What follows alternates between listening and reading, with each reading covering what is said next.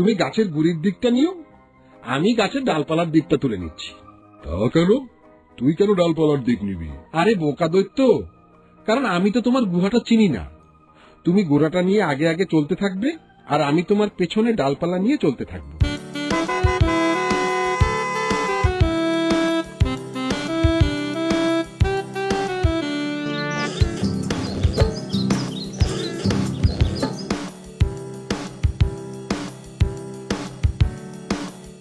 আরে ও শীষ দিচ্ছে কি করে?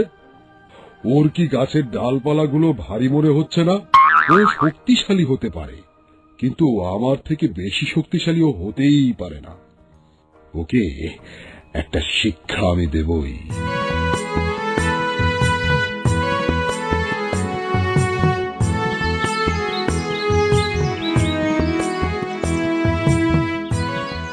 রে